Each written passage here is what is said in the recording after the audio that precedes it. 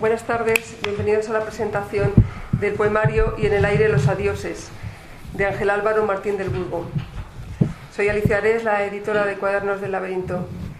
En primer lugar, agradecer a la Sala Trigüeñe que nos haya acogido, por supuesto a la Fundación Argos, a Lola y a todo el equipo que nos ha apoyado y gustosamente nos ha dejado la sala y ha colaborado con Ángel. Esta presentación está dentro del ciclo de poesía Tribu de Poetas que organiza este teatro. También quiero agradecer a Ángela Martín del Burgo, que es la madre del poeta, que fue la pionera, la que ha unido y ha hecho posible que hoy estemos aquí. Ella también es escritora, también es poeta. La conozco ya desde hace bastantes años. Conocí a Ángel cuando era un adolescente. Y lo sigue siendo.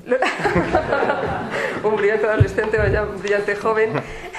Y poco a poco he ido siguiendo los pasos artísticos de su hijo, también los de la madre.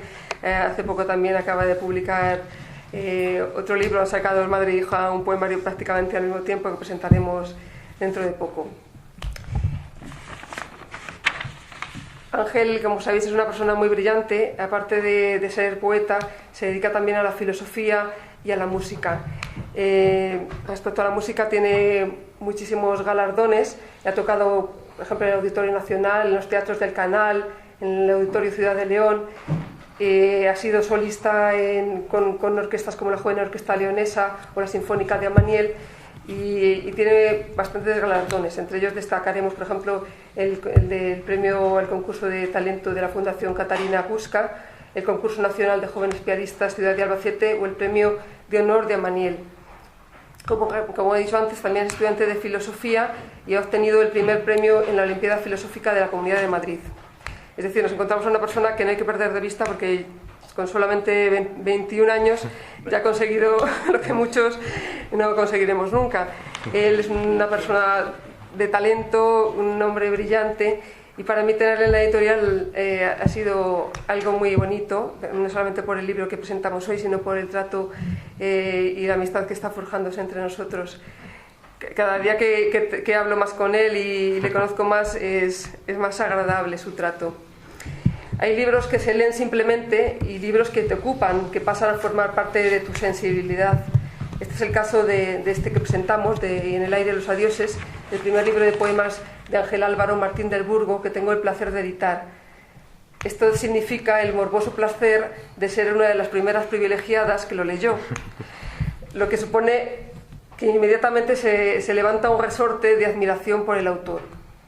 En el aire los adioses es un poemario escrupuloso desde el punto de vista formal, en donde el ritmo y la musicalidad son factores esenciales. Pues no podía ser de otra forma, siendo el músico. Evidentemente el ritmo y la musicalidad, todo el metro que compone en sus versos está muy cuidado.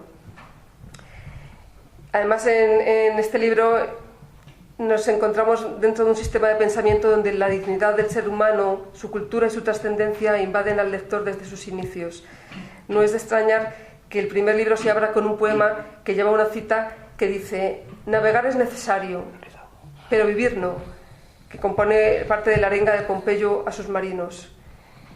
El deber, la curiosidad, la rebeldía, la dignidad, el sacrificio, el valor, la creatividad y la libertad de construir su propio destino serán los marcadores que Ángel nos ofrece como alternativa a una vida predecible en un sistema que nada tiene de belleza.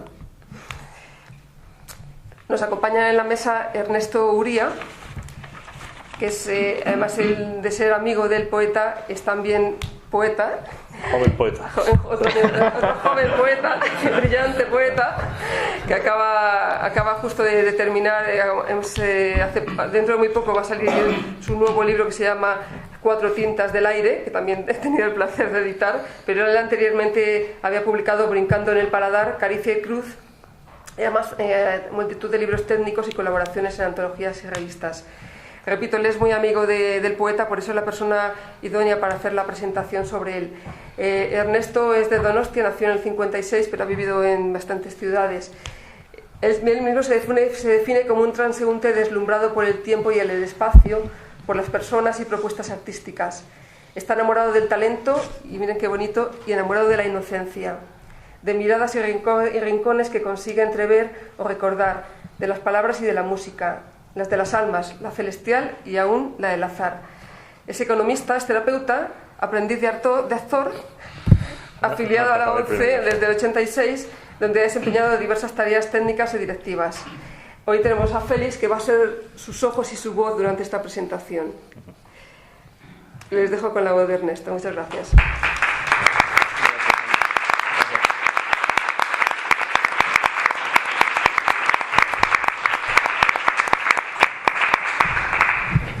Pues nada, amigas y amigos, señoras y señores, muchísimas gracias por estar aquí para compartir el placer que significa dar a conocer el libro de Ángel y en el aire de los adioses.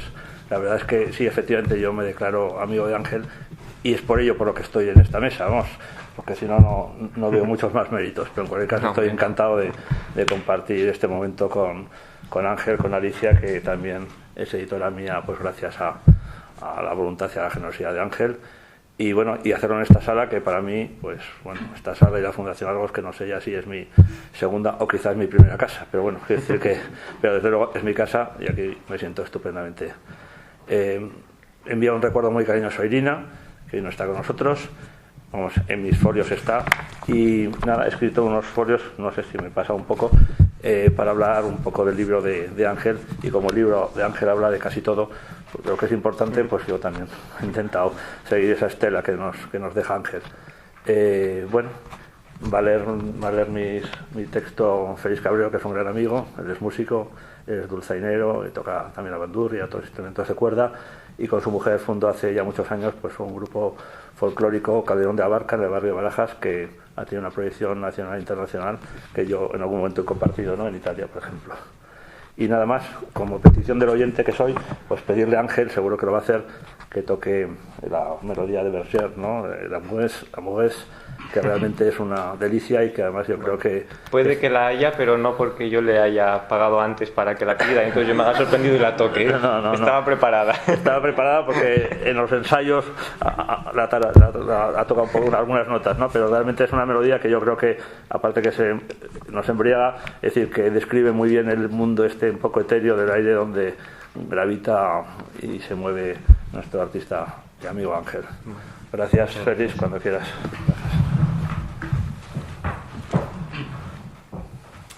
Presentación del libro En el aire, los adioses. Invitación al aire, poema de Rafael Alberti, del libro sobre los ángeles.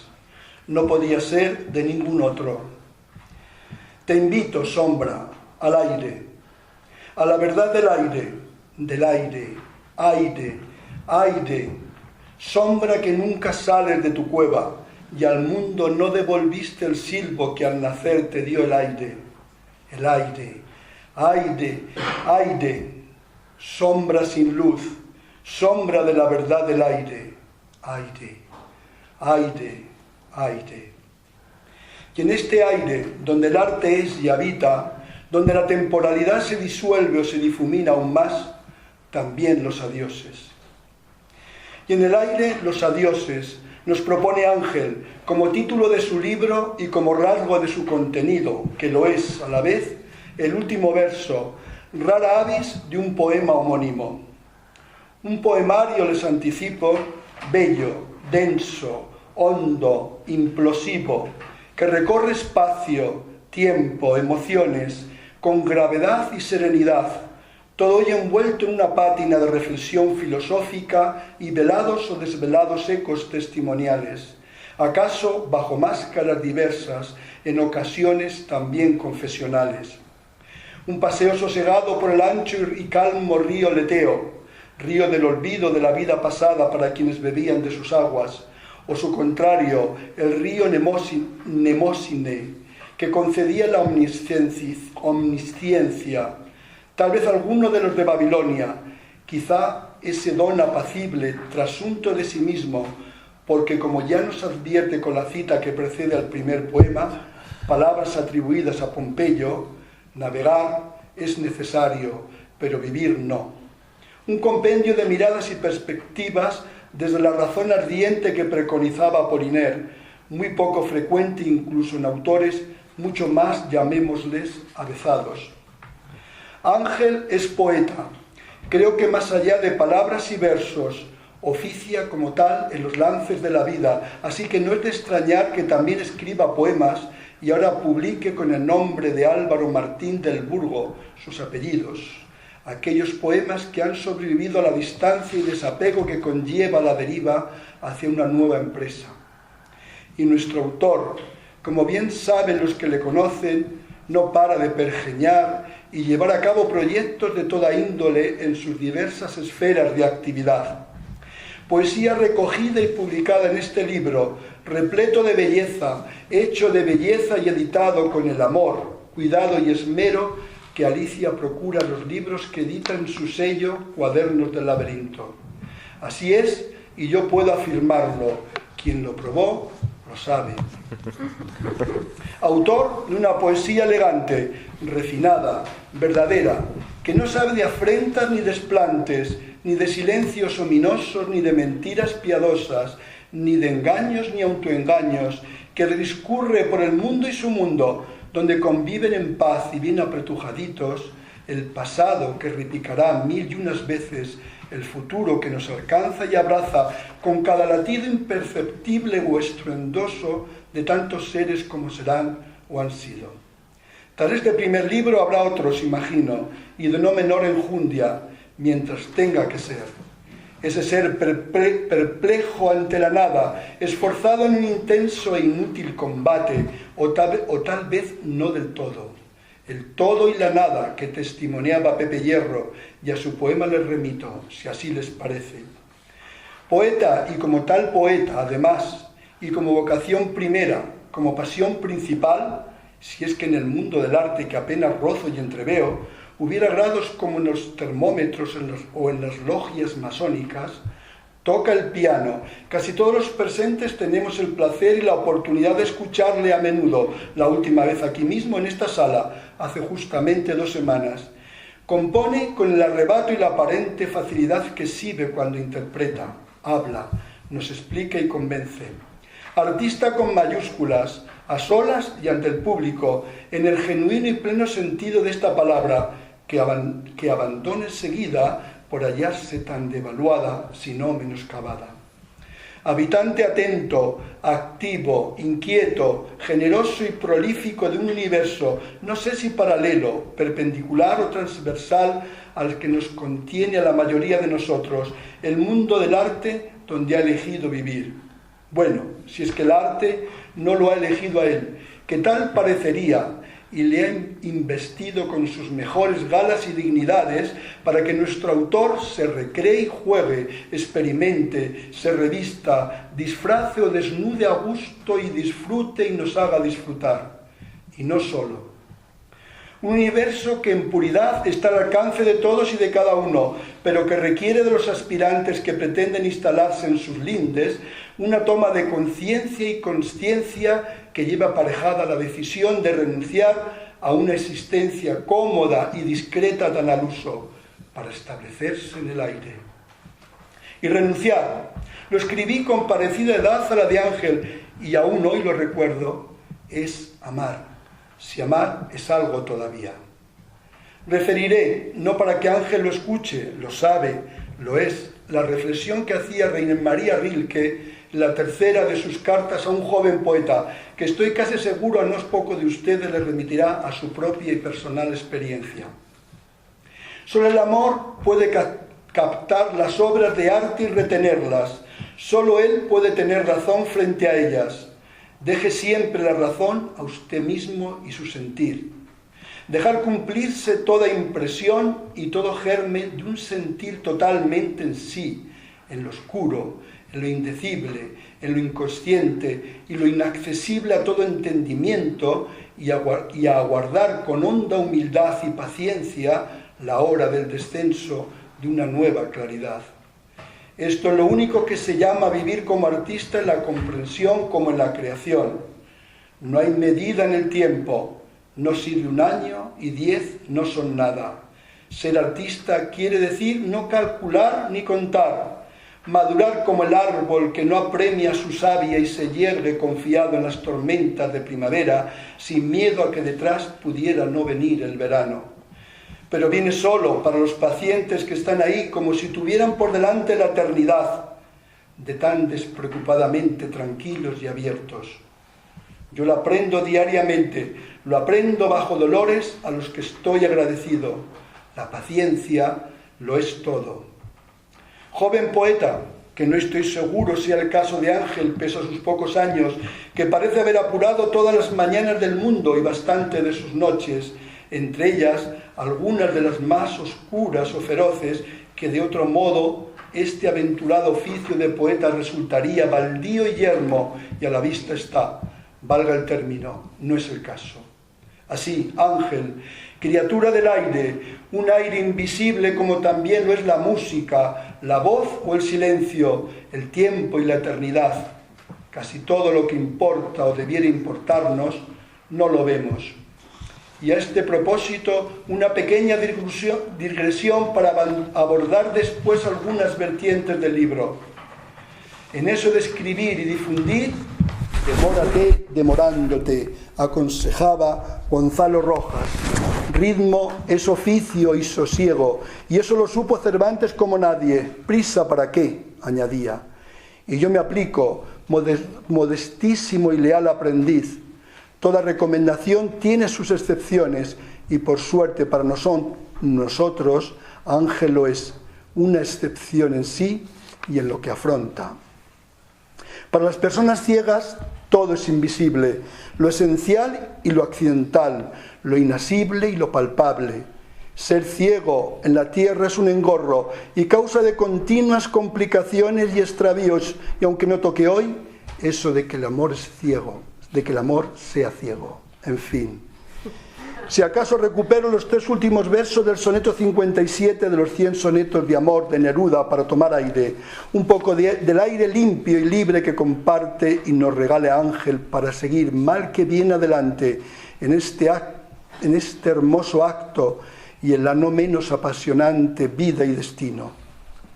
Yo me perdí de noche, sin luz bajo tus párpados, y cuando me envolvió la claridad, nací de nuevo, dueño de mi propia tiniebla. Vuelvo al camino, vuelvo al aire que respiramos y somos, a los adioses. Leonard Cohen, en el poema Lavandería de su libro Flores para Hitler, ya nos advertía: jamás encontraré las caras para todos los adioses que he dicho. Caras y cruces, pares y nones, yo siempre nones, aunque nada mejor que jugársela si llega la ocasión y la merece. Si con naipe francés, la apuesta pascaliana, si baraja española, echar el resto a lope. Pensar que un cielo en un infierno cabe, dar el alma y la vida a un desengaño. Y convenir con Mallarmé: una tirada de dados no abolirá el azar, pues eso mismo. Vivir desde el principio es separarse, proclamaba Pedro Salinas en Razón de Amor. Y Ángel, en los poemas que compone el libro que presentamos, un total de 32, ha bebido o surcado parecidas aguas a las de Salina y los autores citados. Conciencia de separación y despedida impresa cuando abandonamos nuestro primer hogar, el único. Nos sentimos solos, nos quedamos solos, y todos nuestros afanes no son sino cuentas de un proteico empeño por regresar a ese hogar. Expulsados del paraíso, lanzados a las tinieblas exteriores del tiempo, uno de los grandes enigmas de nuestro acontecer, erramos por senderos que por supuesto se bifurcan en una sucesión de principios imaginarios y finales inevitables. Deambulamos entre la armonía del sueño y el contrapunto de la vigilia, que nos conforman aunque no nos conformemos. Establecemos encuentros emocionantes teñidos de temblor y turbulencias. Damos vida a la vida sorteando la decepción, la desilusión, la desesperación, el desaliento, el dolor y demasiadas despedidas. Polarizados, Baudrillard-Dixit, entre la cultura y el simulacro, poco de aquella, mucho de este, simular, disimular, ir tirando, apearse a las primeras de cambio. La cultura, que al menos nos ayuda en la inmensa e inacabable tarea de construirnos juntos, convivir con la banalidad, no solo la del mal, con la autocomplacencia propias y ajenas a las que resulta muy difícil sustraerse. Devotos fieles, acudimos a liturgia y exequias de Estado en el altar de la concurrida Catedral de la Amnesia, que no es más que una forma expeditiva de decir adiós a todos, a todo, a uno mismo, el silencio de la memoria, la esperanza, pero continuar respirando. De todo esto y aquello, y también de lo demás allá, que sobre todo hablan, susurran, musitan, cavilan y callan los poemas de este libro, escritos con tanto talento como amor, madurez e inocencia. 32 poemas que el autor agrupa en 9 partes, tal vez cuadros, jornadas, quizás movimientos por emplear el lenguaje musical, una sucesión de adagios, andantes, andantinos, lentos, moderatos, calmos, sostenutos, que fluyen a su aire claro y confluyen en la orilla de la laguna a la hora señalada para celebrar ese bautismo de primavera y pesar entreverados que a todos reúne y redime. Duda o suave buen morir, países y mundos, piel y paisaje, sabores del agua, campos santos, quizás ausentarse del mundo, la vida, los juegos, marchar, y un epílogo del arte y la vida. Varios poemas del libro aparecen precedidos de alguna referencia a obras concretas de compositores como Bach, Berger, Mussorgsky, Rachmaninoff, etc., cuya idoneidad no pongo en duda, pero sus significados y mensajes se me escapan como aquella espuma de los días, como las notas entre las horas rendidas, como recientes ilusiones, alas ateridas de anhelos, años y añoranzas. A su vez, la mayoría de los poemas les precede un texto alusivo, por lo general de carácter poético, pero no necesariamente. Los poemas de Ángel comparten sentido, sensibilidad y aún sentimiento con autores ilustres como Kawabata, Pavese, Jorge Manrique, Juan Ramón Jiménez, cineastas de culto, Bergman, Visconti, con los que se entrelaza con admiración y todos ellos se regocijan, le señalan y saludan como uno de los suyos, y no es para menos. Otro rasgo formal distintivo, algo más habitual, es que casi todos los poemas tienen un destinatario o alguien que subyace en la fuente y flujo de la experiencia poética. Muchos de ellos están dedicados a personas queridas que entretejen un tupido y cálido universo de pertenencias. Sus padres, juntos y cada uno por separado, Catalina, sus maestros, Mariana, Joaquín, Víctor, César. Alguna ausencia a una pegada. Otros somos más recientes y periféricos, frutos del azar, o como quiera que se denomine cuando se disfraza y actúa de incógnito. En esta sala, en mis labios siempre, adentro, Irina. Amor en la lengua madre, los últimos versos del poema que le dedica. Y en la canción de la tierra, primavera y muerte, anida y alienta y vive el hombre. Que no por casualidad son los que abren el libro. En la última de las maravillosas clases de Irina surgió de su mano y como por ensalmo un Macbeth, entrado en años y kilos, ya en el acto quinto, escena quinta tan portentosa. La vida no es sino un cuento lleno de ruido y de furia, contado por un idiota y que no significa nada, aunque no hay traducción que valga la melodía original. El ruido y la furia, furia color de amor, amor color de olvido, versos de cernuda que prologan al poeta en Nueva York. Inmensas gracias, Irina, por tantas cosas, y tantas como se agitan aún en este aire azul al albur del aliento del arte que aspira y aviva o aventa los adioses también. Todo queda. La huella del amor es indeleble en nuestro precipitado pasar y fuga.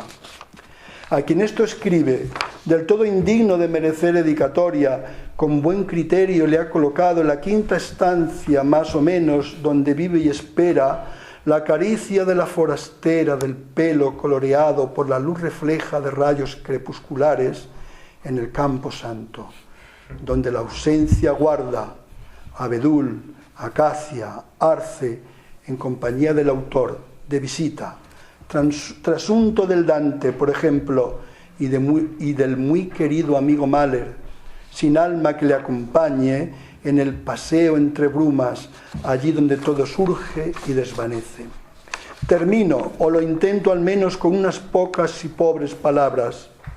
Ángel, en el prólogo, sostiene que tras la poesía, aun con su misterio, late a veces algo de sistema, y decide comenzar desde con tres trazas que bien pudieran ser, o acaso no, barruntos de las tres hermanas de Antón Pavlovich Ohana y sus dos hermanas, esas virtudes temporales, objeto de tanta veneración como sevicias: verdad, libertad, justicia y belleza. No se azoguen. Dejo el comentario para otra ocasión, quizás para escribir una función a cuatro manos, musical desde luego, habida cuenta. Termina esta presentación como termina Pedro Salinas su Razón de amor. La forma posible de estar juntos es una despedida larga, clara, y que lo más seguro es el adiós. Otro final posible. Termino como empecé, con los últimos versos de otro poema del libro de Alberti, sobre los ángeles, El ángel bueno. Uno de los tres poemas con idéntico título. ¿He dicho tres? La luz moja el pie en el agua. Campanas. Gira más deprisa el aire. El mundo con ser el mundo en la mano de una niña cabe. Campanas. Una carta del cielo bajo un ángel. Muchas gracias, Alicia. Ángel, enhorabuena por este precioso libro y a todos ustedes. Ernesto Uría.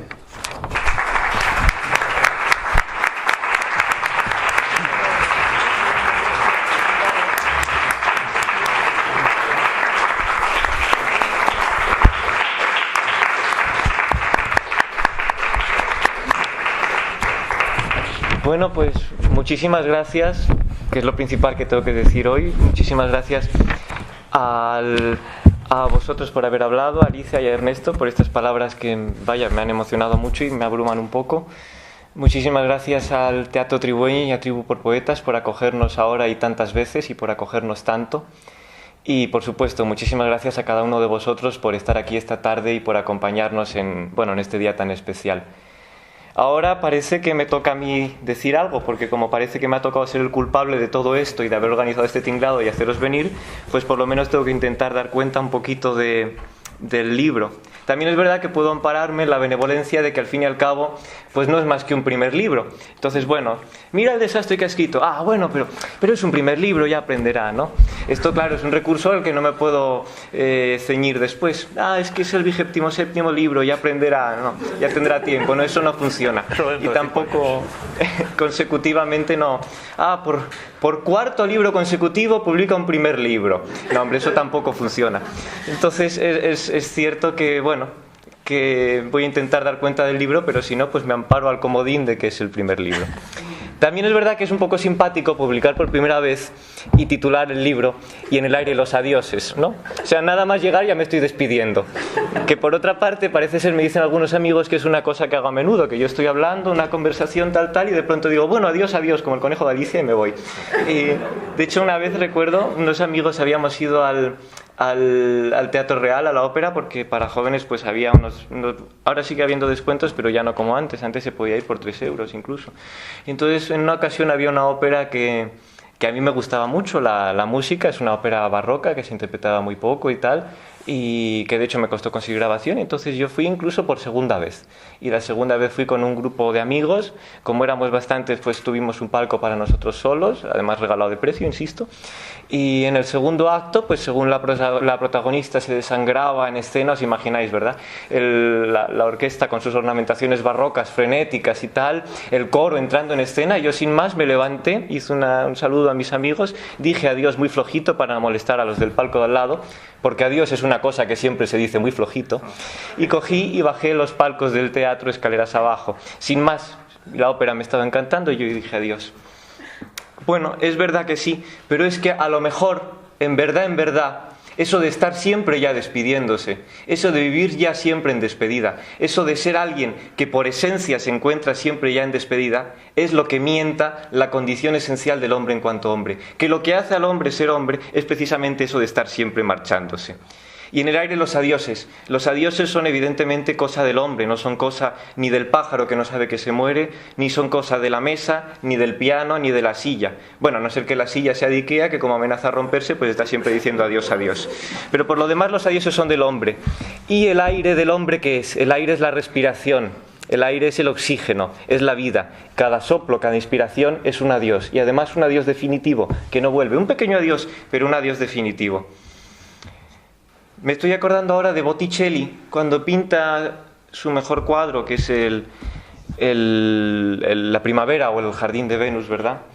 Que es el cuadro magnífico, que es un manifiesto en pintura de la filosofía neoplatónica florentina, que tiene todas las ideas de ciclo, que tiene se lee de derecha a izquierda, que trata del descenso del alma a este mundo, que después con la ayuda del viento, del dios Céfiro, que es el dios del viento, del aire, ¿verdad?, pues consigue un ascenso a las ideas a través de la belleza, del amor, etc. Bueno, pues en ese cuadro, en mitad del bosque, que está lleno de flores, porque hemos dicho que está Céfiro, que es el dios del viento, y el dios del viento es quien poliniza las flores, y el aire y el viento son, por tanto, quienes son los artífices de la vida, del oxígeno, de las flores que brotan, que nacen.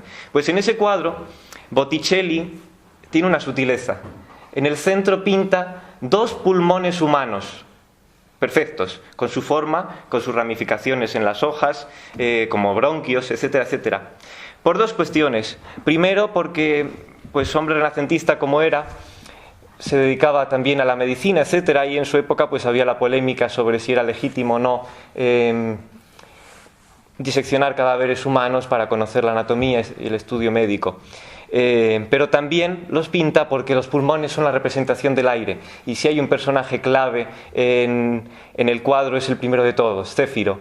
El cuadro es un ciclo, ¿verdad? Empieza con Céfiro, el dios del viento que sopla y origina todo el cuadro, como la primavera, y termina con Mercurio, el dios mistagogo, el oficiante de misterios, que es el dios del inframundo y es el que permite que el alma suba a través del amor a la sabiduría. Bueno, el cuadro efectivamente es un ciclo. Al fin y al cabo es el nacimiento de la primavera. La primavera es una estación y lo esencial es que la primavera desemboca siempre en el invierno, que hay un ciclo que se repite. Pues dicho esto, yo quiero no hablar mucho, pero quería decir 4 puntos para dar cuenta del libro. El primero, decir que el libro es un ciclo, como el cuadro de Botticelli, y explicar un poquito en qué consiste este ciclo. El segundo, vamos a ver que el libro básicamente es una hacer cuestión del mundo del hombre y del hombre en cuanto hombre, de qué lo hace ser humano, qué lo hace hombre, pues estudiar cuál es ese mundo, y quizá este sea un poquito el punto más amplio. Después, parece que si preguntamos por el hombre, si preguntamos por el ser del hombre, en realidad estamos haciendo la pregunta de la filosofía. La filosofía es una cosa que tiene una única pregunta, que es la pregunta por el ser, y puesto que el hombre es el lugar del ser, es una pregunta al fin y al cabo por el hombre. ¿En qué medida, me pregunto yo en el tercer punto, la poesía, que es una alegoría del arte, en qué medida el arte puede dar cuenta de esta pregunta, puede tematizarla? Y cuarto, quienes han tenido ya el disgusto de leer el libro saben que, o por lo menos me han dado a entender que es una poesía filosófica o que es una filosofía en verso. Yo siempre le estoy dando vueltas, porque es un tema que me impresiona, a la relación que hay entre el arte y la filosofía. Y esta noche quisiera dar un poquito mi visión al respecto y insistir en por qué es tan necesario preservar la absoluta distancia inseparable entre el arte y la filosofía. ¿Por qué no cabe decir que una obra de arte es muy filosófica? Bien, dicho esto, decíamos que el libro es un ciclo. Bueno, el libro hay que decir que lo componen principalmente una recopilación de poemas escritos desde año y medio para acá, más o menos, aproximadamente. Algunos son anteriores, 3 o 4, de otra etapa anterior. Son poemas muy distintos, que nacen cada uno en un momento muy distinto. Algunos, ¿verdad?, tienen estética muy heterogénea. Parece que conforman una miscelánea, como un mosaico de piezas muy distintas. Y sin embargo, yo no quiero dejar de insistir en que son un ciclo. Que más que escribir poemas, lo que me ha costado ha sido encontrarles un orden. buscar un viaje, un recorrido, encontrarles un sentido. Y yo quiero dar un poquito cuenta de cuál es este sentido. Que el sentido de este libro, que empieza y termina con Caronte, que es una alegoría de la muerte, que esta lo hemos puesto en la portada, ¿verdad? Aunque es un Caronte muy elegante, para que nadie se asuste. Pues el libro empieza y termina con Caronte, y a lo largo de poemas muy distintos, algunos con métrica, más populares, otros sin métrica, otros etcétera, se busca conseguir una tematización, un hacer cuestión, un explicitar, un hacer ver cuál es el mundo del hombre, en qué consiste el ser hombre y qué está en juego en este mundo, qué pilares hay que tener para mantenerlo. Bien, dicho esto, quisiera hablar un poquito sobre cuál es el mundo del hombre, cuál es el espacio que el hombre habita y más aún que él torna habitable. Para ello he encontrado hace tiempo un cuadro que me gustó. Es una cosa muy sencilla, no sé si se va a ver de lejos, pero no importa porque son 3 elementos y yo os los describo. Es un cuadro de Francis Bacon pintado en 1958. Es un estudio preliminar para una serie muy extensa de cuadros. El cuadro es muy grande, es como esta mesa de extenso. Pero simplemente me gusta por la llaneza, por el esquematismo, por la primordialidad, por el ir a los orígenes. La mitad del cuadro para arriba es simplemente un rectángulo azul, por supuesto el cielo. La mitad de abajo, un rectángulo marrón, por supuesto la tierra, en la que el hombre anida, habita y alienta. Y entre medias, una figura humana, blanca, muy blanquecina, postrada.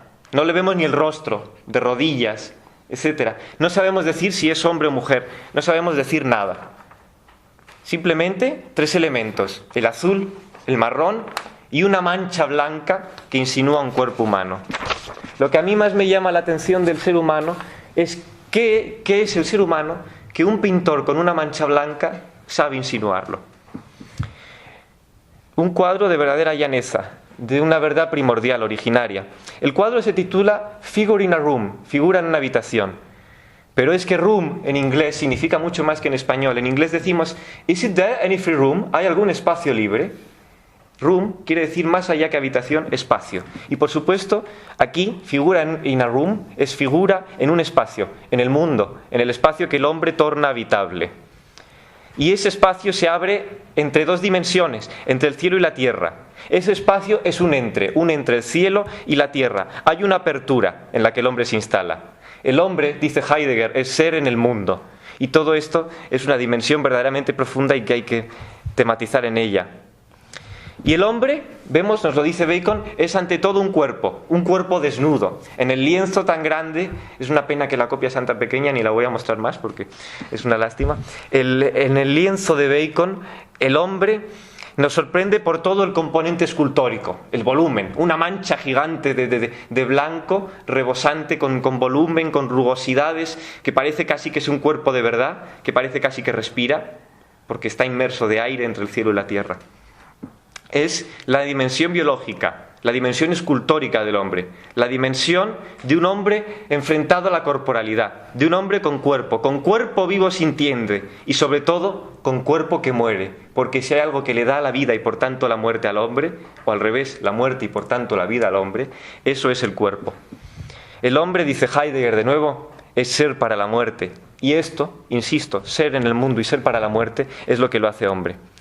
En el lienzo, el cuerpo se sitúa en posición embrionaria. No vemos el rostro, lo tiene postrado entre los brazos.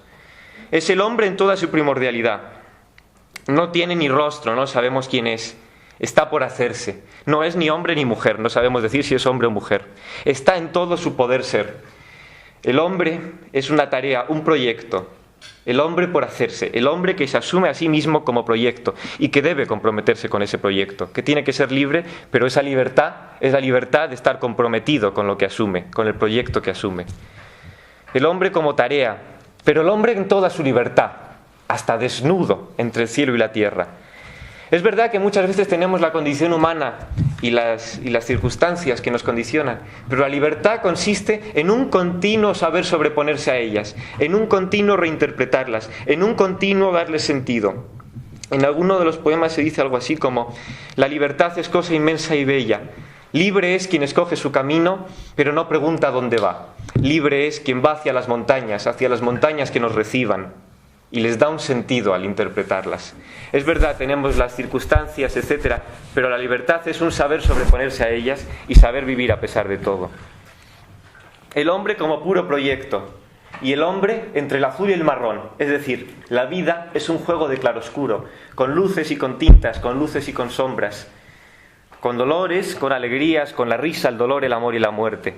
Y todo ello es originario, todo ello le da sentido a ese todo. Pero lo que más me interesa del cuadro es que Bacon no ha pintado al hombre en cuanto hombre siquiera, porque no ha pintado lo esencial del hombre, no ha pintado la casa que el hombre torna habitable, ni el pan que come, ni el trabajo con el que se hace la vida, ni el alimento que toma, ni el amor con el que es en relación con los otros. Bacon ha pintado un azul, un marrón y una mancha blanca. Ha pintado las coordenadas originarias, las condiciones de posibilidad de lo esencial humano. Bacon ha pintado el punto justo en el que se articula ese entre el cielo y la tierra, en que el hombre puede vivir, en que el hombre puede empezar a anidar y a ser hombre, como puro proyecto, como algo siempre por hacerse, algo por hacerse que se hace porque sabe que se enfrenta a la muerte, que la muerte le pone en la tesitura la obligación de tener el imperativo de hacerse. Bacon pinta las condiciones de posibilidad que abren el mundo del hombre, y ese mundo se hace en el tiempo que transcurre, que no es cosa de la física o no solo es cosa de la física, sino que ahora por lo menos en la poesía es el tiempo del hombre, el tiempo que transcurre, que le da un sentido a todo, el tiempo que dice Heidegger que es el horizonte de sentido en el que se desenvuelve el ser del hombre, el horizonte de sentido desde el que podemos interpretar el ser del hombre, que el hombre anida en la temporalidad, y que la temporalidad, amigos, no es más que vivir sujetos al tiempo y por tanto enfrentados a la muerte. El hombre es ese ser que vive en el tiempo enfrentado a la muerte, el tiempo que transcurre, pero sobre todo es ese ser al que le incumbe su ser. El hombre es el ser al que le incumbe su propia vida. El hombre es ese ser que se toma la vida como tarea, como proyecto, que tiene la necesidad de construirla, de hacerla como una tarea. El hombre que la hace como tarea, sobre todo, insisto, porque sabe que se muere, que no puede andarlo postergando todo, porque si fuéramos inmortales, entonces viviríamos, ¿verdad?, postergándolo todo. Tenemos tiempo, ya mañana haré esto, ya mañana. No, nos vamos a morir y ni siquiera sabemos cuánto. La Biblia dice, vigilad porque no sabéis ni el día ni la hora. Y por tanto, tenemos que vivir con esa premura, con la calma y la premura al mismo tiempo, de poder hacer las cosas, de poder tomar la vida como un proyecto. Bien, al hombre le incumbe su ser y tiene que reaccionar, tiene que tomarlo como proyecto. Tiempo y ser y tiempo, el título de Heidegger, siempre Heidegger, me vais a disculpar. Y tiempo y ser no es un momento entre otros, la muerte, en este eje. La muerte no es un momento más en toda la sucesión de momentos.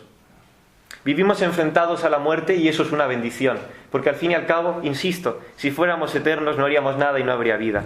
En el prólogo, en algún sitio, digo que la finitud es lo que nos hace humanos, porque nos salva del tedio, del aburrimiento y sobre todo nos salva de la nada. Si hay algo que nos salva de la nada es la muerte. La muerte no es la nada, es el salvarnos de la nada que nos da la vida. La muerte, en fin, no es un momento más en la sucesión de momentos del hombre, sino que es un instante que no tiene sentido en sí mismo como si lo tiene el que yo ahora tome la botella o coja este folio. La muerte se define y está separada de toda la demás cadena de momentos que hacen la vida, porque es un momento cuyo significado es siempre retrospectivo. Es decir, la muerte va cargando de significado cada momento que vivimos. Es precisamente la condición de haber de marcharnos, de haber de morirnos, lo que nos da ese sentido de tener que vivir. Es la muerte lo que, como un instante al final de todos, como un juego de dominó que corre en dirección contraria, le da sentido a la vida entera. Es una nueva dimensión, es un cargar de significado retrospectivo de todos los momentos anteriores. Y por eso yo insisto, si la muerte es el adiós por excelencia, el adiós que está en el aire en cada soplo que respiramos, entonces necesariamente es un adiós definitivo, desde que va cargando de significado cada momento que pasa. Esto, por supuesto, puede remitirnos al Génesis y al mito de la caída del paraíso, que tanto interesa, por ejemplo, a Rilke en la octava elegía que citamos en el prólogo. Dicen unos versos de Rilke: ¿quién nos colocó así, de espaldas? De modo que hagamos lo que hagamos, siempre estamos en la actitud de aquel que se marcha. Hasta Caronte está de espaldas.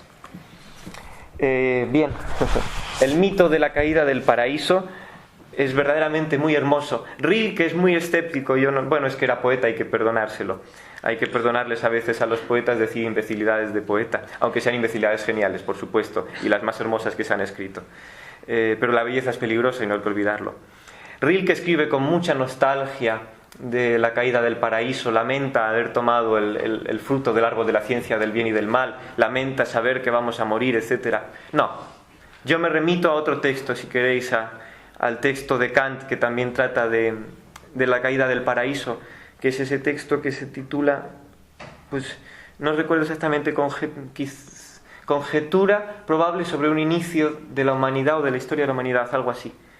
Bueno, algo semejante. No quiero ser como esta colección de políticos que citan los títulos de las obras de Kant y no acierten. Bien, y también me acuerdo ahora de una viñeta muy sabia y muy distinta de Charlie y Snoopy.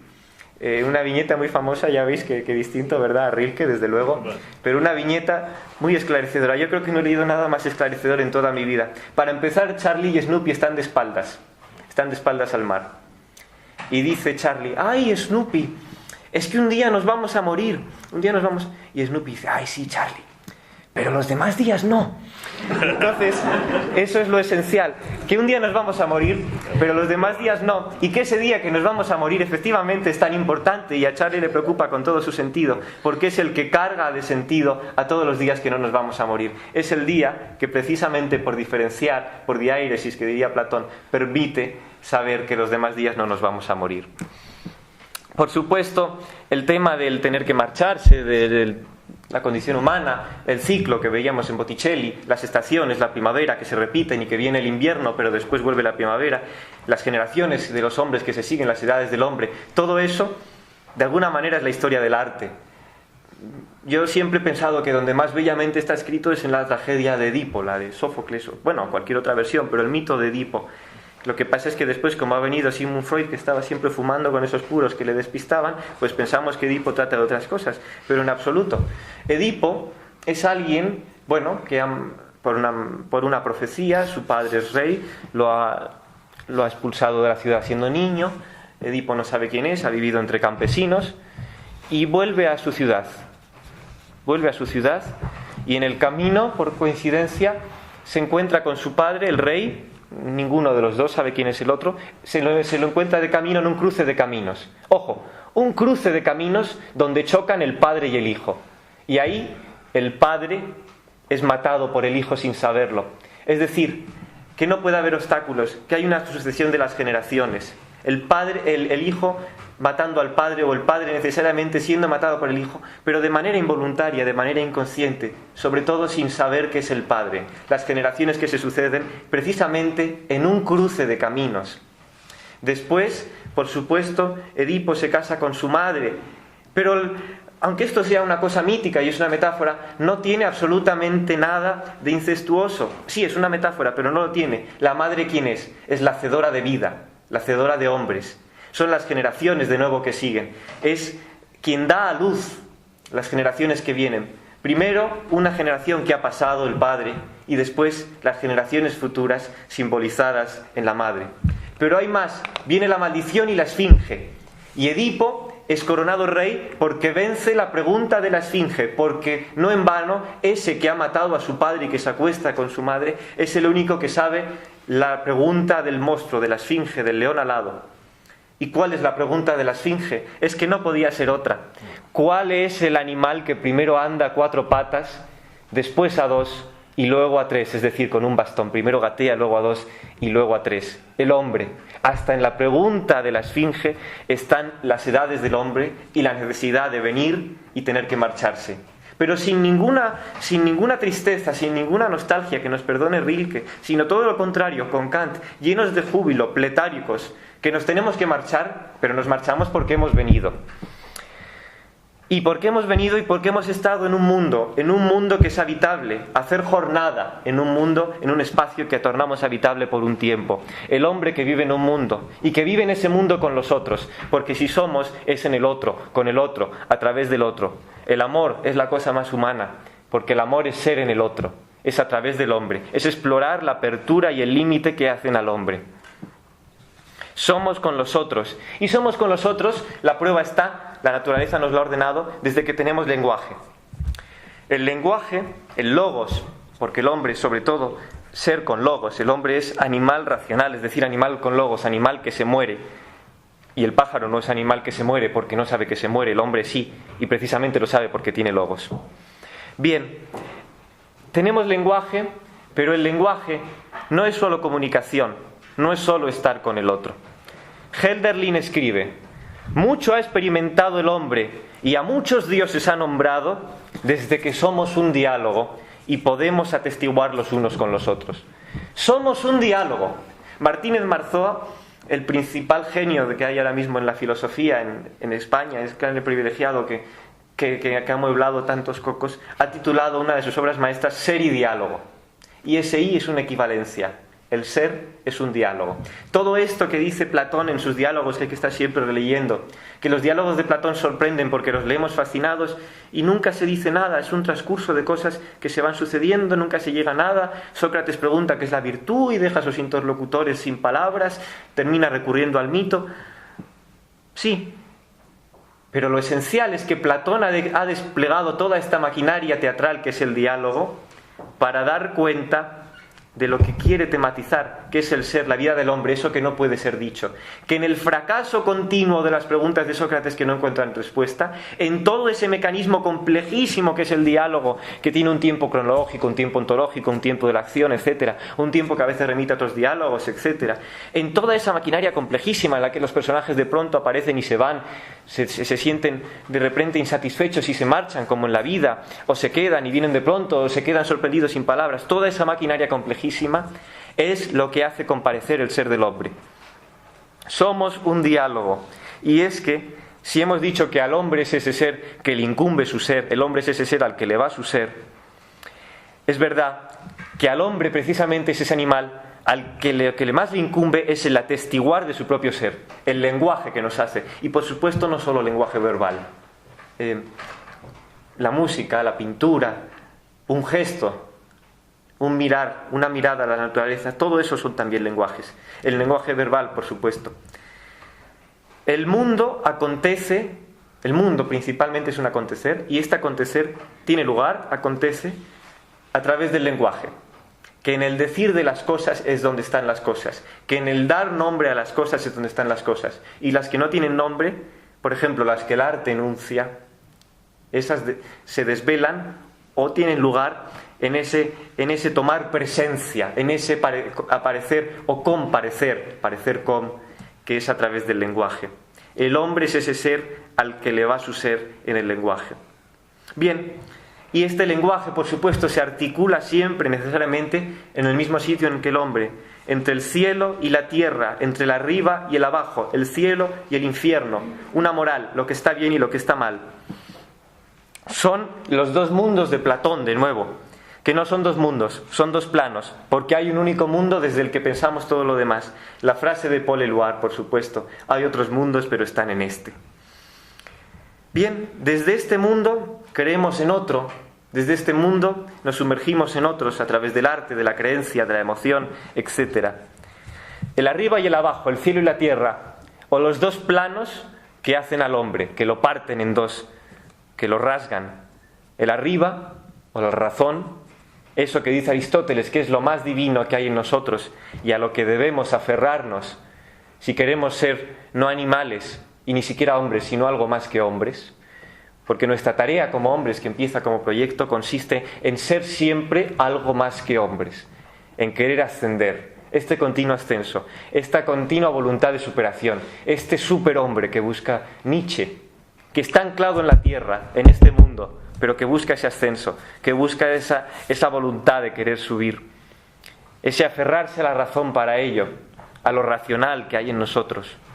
Y la otra dimensión, que es la dimensión más bella, la más hermosa, que es la dimensión mítica consustancial al hombre, ¿verdad? El pensamiento mítico del que hablan los antropólogos es la expresión que utiliza Mircea Eliade, el pensamiento mítico, que el hombre es un ser rasgado por el mito, y que incluso el mito vino antes que el logos, y que siempre han convivido en una especie de pelea que es muy apasionante, y que es la pelea, por supuesto, entre el arte y la filosofía, de la que, si tenemos tiempo, después hablaremos un poco. La dimensión mítica es ese pensamiento con el que el hombre descifra su mundo de una manera emocional, espiritual. Es esa manera desde la que interpretamos el mundo. Son muy interesantes siempre los relatos de Orígenes, de la antigüedad, de siempre.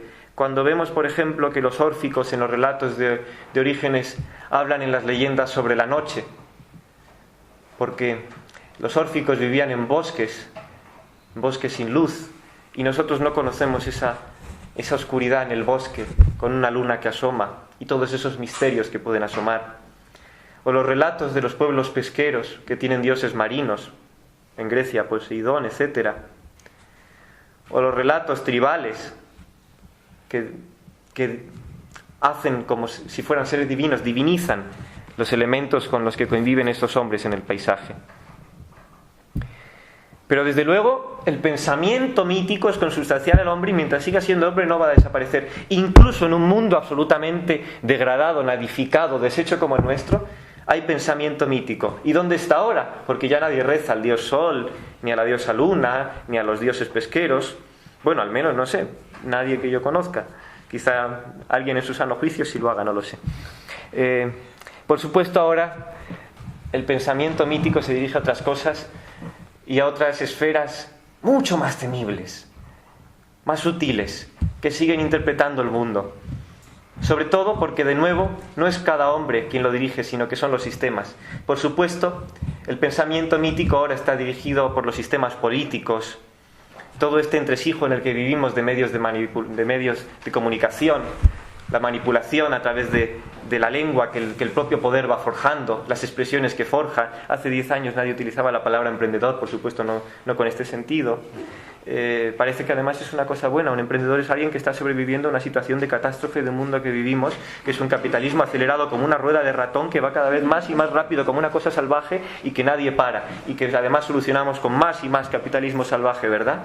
Porque el neoliberalismo, que por cierto no tiene nada de neo, ni de nuevo, ni de liberalismo, porque no tiene nada de libertad, ha fracasado. ¿Qué hacemos? Pues le damos otra oportunidad, ¿verdad? Y la rueda cada vez va más rápido y más rápido hasta que termine desencajándose y nos estrellemos todos. Bueno, pues sí, en todo este mundo se ha instituido una liga de partidos políticos que no pinta nada, porque no es más que un pensamiento mítico. Pues en vez de hablar del fútbol o de las series de televisión, hablamos de los partidos políticos. Los procedimientos son los mismos, lo único que interesa es si fulanito ha dicho la memez del día en el Congreso, o si fulanito se ha cortado la coleta, y parece que eso dirige el país, porque al final se vota por eso. Bueno, no se vota una porquería, pero bueno. Desde luego, en fin, todo esto es el sistema, la dimensión mítica del hombre dirigida a... Bueno, estoy diciendo muchas cosas y me voy a arrepentir de todas. Todo esto, por supuesto, es el pensamiento mítico dirigido desde arriba. Y no puede ser de otra manera. Por supuesto, las religiones que vienen encarnadas las monoteístas especialmente, en el Dios o el Dios encarnado, etc. Y los sistemas políticos idénticamente, en la figura del líder que habla a la masa.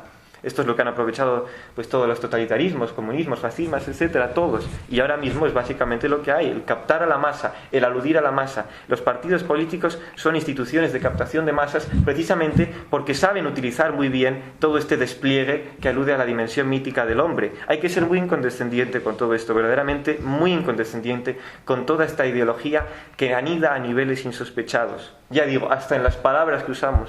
Hasta en una palabra tan hermosa como podría ser emprendedor, que es el que emprende, hay una carga ideológica detrás absolutamente tremenda. Pues,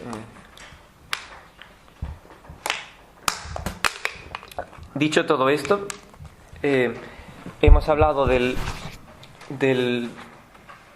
hombre, que es un ser al que le va su ser, que vive entre el cielo y la tierra, digamos, entre los pájaros y un bosque anclado a la tierra con sus raíces. El hombre, que es ese ser que vive instalado en un mundo, que con el pensamiento mítico puede pensar en otros mundos o recogerse la interioridad de la poesía o del arte o de la religión, etc., pero que lo hace desde este mundo, anclado a la tierra. Y desde luego que esa tierra, que no vivimos en el paraíso, porque nos ha dicho el Génesis que nos hemos caído del paraíso, sino que vivimos en la tierra, enraizados en la tierra, donde está la primavera que pintaba Botticelli, que es por supuesto el aire que poliniza las flores, el aire del que brota la vida, y también es la muerte. Así que voy a leer un poema que estratégicamente situado en el corazón del libro, es uno de los poemas a los que más cariño tengo, y es un poema que fue escrito en este escenario, porque cuando hicimos un recital muy hermoso con la poesía de Ernesto, ¿verdad? La compañía de actores de Tribueñe recitó de una manera muy valiosa los poemas de Ernesto, y a mí me brindaron la oportunidad de acompañar a algunos con unas piezas al piano, ¿verdad? Y entonces yo estaba en estos ensayos y la maravillosa Irina, que no nos puede acompañar esta tarde, dijo una cosa fascinante a uno de los actores. Cualquier otro habría dicho, vive la canción, métete, disfrútala. Ella dijo, vive en la canción, vive en el poema. Entonces yo he titulado este poema En la canción vive el hombre, y esa canción, en alusión a Mahler, que por supuesto nos está rondando siempre, no puede ser sino la canción de la tierra. Así que si me permitís, pues en la canción vive el hombre.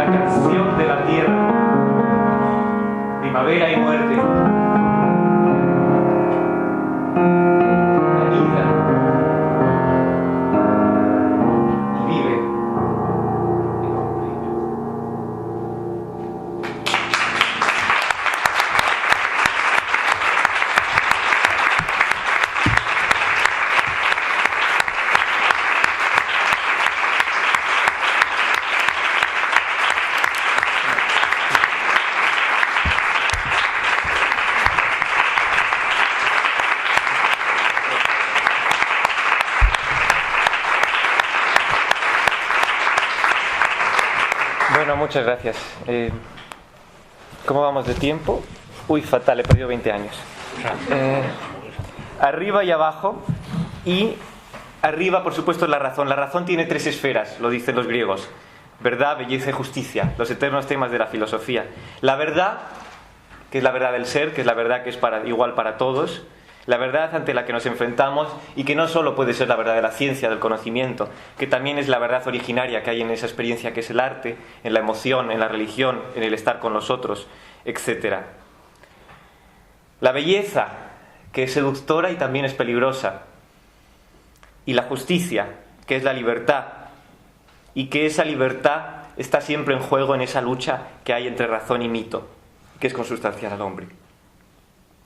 La justicia es la cuestión de la legitimidad y de la dignidad, que tenemos que ser libres, que dignidad es aquello que necesita tener el hombre para ser hombre y no ser animal o puerco o piedra o silla de Ikea, y que, en fin, que esa dignidad es algo más valioso que la vida, porque es precisamente, dice Kant, aquello que hace que la vida merezca la pena de ser vivida, aquello por lo que merece la pena hasta morir por conservarla.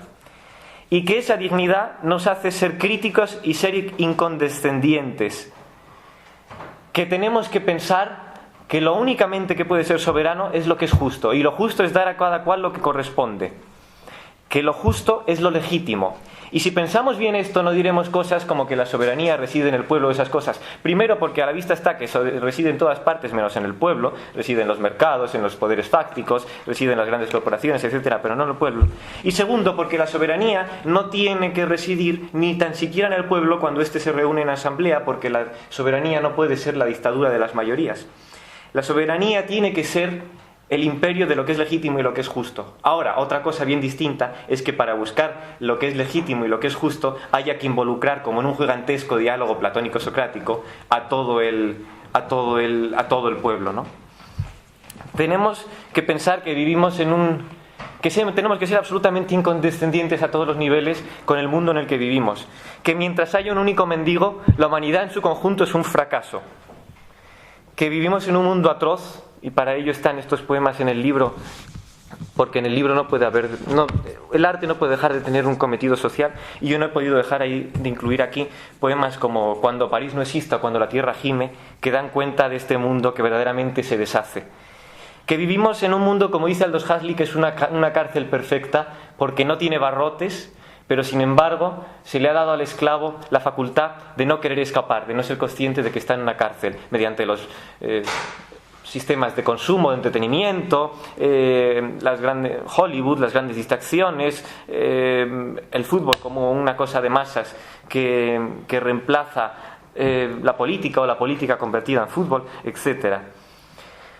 Que todo este sistema dirige el pensamiento mítico del hombre, que hay un eterno distraerum, y que sin embargo vivimos en un eterno estado de excepción, que vivimos en una tragedia institucionalizada, en un salvajismo continuo, que el lenguaje incluso nos corrompe, la ideología, que a través de Hollywood, de las empresas, de las series, de todo, se canaliza una mentalidad que ha suplantado la voluntad de libertad y que ha hecho que el esclavo quiera permanecer en una cárcel sin barrotes, que las dictaduras ya no las hay porque es que ya no son necesarias, que los dictadores son unos ingenuos porque no se han dado cuenta de que en otros sitios hay cárceles mucho más sutiles y mucho más perfectas y más temibles de las que es más difícil de salir, que hay todo ese ejército de articulistas, de tertulianos de televisión, de pseudointelectuales que aparentan defender incluso una crítica al sistema, pero que no es más que una crítica absolutamente superficial, y que están ahí puestos por el poder en todos los niveles, en la literatura, en la música, en la política, en las series de televisión, y están puestos ahí para crear una apariencia de que hay crítica, cuando es una crítica verdaderamente superflua. Y que sin embargo, frente a todo eso, tenemos que aferrarnos a lo que permanece. ¿Y qué es lo que permanece? Permanece lo que comparece en la razón común de todos los hombres, que hay una razón común donde es claro para todos lo que es justo y lo que no, lo que es legítimo y lo que hay que rechazar, y que por tanto, como dice Hannah Arendt y dicen Aristóteles y dicen tantos otros, la política no puede ser una liga de fútbol, sino que tiene que ser un diálogo socrático gigantesco, que la política es el hablar con los otros, el ir al ágora, el ser incondescendientes, el eterno hablar con el otro y despojarse de intereses, el denunciar los intereses de los otros, la mera crítica, el mero denunciar, el mero hablar con los otros y buscar la comparecencia de lo justo, el encontrarse en el acuerdo con el otro en lo que parece razonable y por tanto legítimo y justo. Todo eso es la única manera de desencajar los sistemas. Que tenemos que ajusticiar todo esto que es injusto y que solo se puede hacer con una absoluta lucidez y una absoluta crítica despojada de todo interés. Bien, planteada toda esta cuestión, simplemente dos notas. Una, lo que ya anticipé, en qué medida la poesía o el arte puede plantear la cuestión del hombre, la cuestión del mundo del hombre, puede tematizarla. Eso que en apariencia es la cuestión de la filosofía. La teogonía de Hesíodo empieza con una frase muy hermosa. Las musas os inspiramos a los poetas verosímiles ficciones, y a veces en ellas hay verdad. Las musas os inspiramos a los poetas verosímiles ficciones y a veces en ellas hay verdad. O sea, que hay una inspiración de alguna manera mítica, que el arte es algo velado, que las ficciones no es verdad, no son verdad, pero son ficciones, y por tanto son ficciones verosímiles. Lo verosímil es la categoría que Aristóteles define como lo imposible creíble. Lo que es imposible, pero es creíble conforme a las lógicas míticas o metafóricas del relato artístico o de la pintura, etc. Y que a veces en el arte hay verdad, y que esa verdad es la verdad humana, la verdad del hombre que subyace y que el arte canaliza. El arte es una necesidad humana, donde ha habido hombre, ha habido arte, y mientras siga habiendo hombre, seguirá habiendo arte y viceversa. Sin embargo, las funciones del arte son muy distintas. La encantadora paradoja de Jean Cocteau. La poesía es necesaria, pero me gustaría que me dijerais para qué. El arte tiene muchas funciones. Pierre Mondrian, cuando pintaba esas cuadrículas de colores bellísimas, esquematizantes, decía, bueno, la geometría, el arte restituyendo el equilibrio del que la vida carece. Y que el arte, al fin y al cabo, es un tematizar siempre los enigmas del hombre velado, cubierto, a través de máscaras, a través de misterios, desde el principio. Y que a pesar de todo, el hombre tiene que ser reconocible siempre, tiene que reconocerse en ello. Dos ejemplos muy breves. Un paisaje de Van Gogh. Desierto, solamente un campo, un trigo movido por el viento, quizá en el viento los adioses, unos cuervos, y ya está. Ni una figura humana. Y sin embargo, Van Gogh escribe en una de las cartas a su hermano Theo. Es que la pintura tiene que ser el hombre agregado al paisaje. Que en el paisaje está el hombre. Y que ese paisaje es el hombre tomando forma artística. Lo mismo en cualquier música, lo mismo en cualquier obra artística. Incluso en el arte abstracto. ¿Cuándo surge la abstracción en pintura? Y eso en el fondo es la música, la abstracción por excelencia. Bueno, el arte abstracto surge a principios del siglo XX principalmente, aunque ya estaba por supuesto en las teleseras árabes y todas estas cosas, etcétera. Pero bueno, en Occidente lo que nos ocupa... El arte surge en un contexto muy cercano a las guerras, a la Primera Guerra Mundial, etc. En un mundo en el que se está produciendo el divorcio del hombre con el mundo natural, en el que hay una ruptura absoluta de los puntos de referencia. Que música entra a la tonalidad porque se ha perdido el punto de referencia, porque ya no hay una tónica, igual que en el mundo no hay un punto de referencia, porque todos los valores están en crisis, porque hay una crisis, porque las palabras a las que ya no estamos acostumbrados han perdido su valor, porque hay una ruptura en el orden del mundo, porque las palabras que usamos ya no sirven para dar nombre a las cosas de siempre. Y entonces los pintores, pues yo que sé, Kandinsky, toda esta gente, lo espiritual en el arte, 1911, todas estas cosas, por cierto, el Tratado de Armonía de Schoenberg, que es el requiem de la tonalidad, y que está escrito no en vano en 1911 también, igual que el Tratado de Kandinsky. Todo eso es un sumergirse en la interioridad absoluta del hombre, cuando ya no hay palabras que nos hagan reconocer el mundo que habitamos. Y sin embargo, queremos sumergirnos en lo más emocional, en la interioridad absoluta, porque eso es lo que queda de reconocible en nosotros, porque eso es lo más emocional y porque eso es la única manera de enunciar, de hacer ver, que es lo que el arte quiere siempre. Un cierto hacer ver lo que no se puede nominar, lo que no se puede dar nombre. Kafka dice una frase famosa: en el espejo deformante del arte, la realidad comparece sin deformar. En el espejo deformante del arte, la realidad comparece sin deformar. Y es que el arte, al fin y al cabo, repara en nuestros modos de estar en el mundo. Eso es lo que está en el poema Rusia, eso es lo que está en el poema París, en el poema de la Edad Media, que es el de Arte de Trovador. Reparar en distintos modos de estar en el mundo. Eso que ocurre cuando todo París y toda Europa se indignan ante la Olimpia de Manet. Bueno, se ve muy mal, pero no importa, es un detalle. La Olimpia de Manet. El arte ha vivido acostumbrado a la desnudez y nunca ha pasado nada. Todos esos cuadros, no hay que más que asomarse al Museo del Prado y pasearse por las salas de Rubens y ver esas especies de charcuterías humanas, de mujeres y hombres desnudos, y en fin. Y sin embargo este cuadro se exhibe y provoca un grandísimo revuelo. Lo censuran incluso, lo exhiben en una sala aparte. Manet, fin de siglo, casi principio del siglo XX, principio del siglo XX prácticamente. ¿Y por qué? Porque Manet es el gran revolucionario, porque hace una cosa que lo convierte en el primer pintor moderno, porque resalta la materialidad del propio soporte, del propio lienzo. Toda la luz en la historia de la pintura es la historia de la luz. Y toda la luz en la historia de la pintura ha entrado por una esquina, por una ventana, desde atrás, desde abajo, desde arriba. Pero en este cuadro la luz viene completamente de frente, desde donde está el espectador, como si hubiera una lámpara aquí. Es decir, Manet asume la dimensión que hay fuera del lienzo. Y fuera del lienzo no hay una lámpara, estamos nosotros. Fuera del lienzo son nuestros ojos quienes iluminan. Es decir, que si hay desnudez y hay provocación y hay prostitución de la belleza o de la inocencia o de la bondad, entonces son nuestros ojos quienes la están viendo y más bien que la están creando. Que el arte repara en nuestro modo de habitar en el mundo y que este cuadro se censura porque sin darse cuenta todos los testigos se están sintiendo culpables de esta desnudez. Bien, el lema de la Bienal de Venecia de hace unos años, el arquitecto sismógrafo. Sismógrafo porque es quien mide los temblores de la tierra, porque el arquitecto, como el artista, es quien da cuenta de los temblores del mundo. La arquitectura de las catástrofes, el Museo Guggenheim, etcétera, que no es un barco, es una catástrofe naval. Habitar las catástrofes.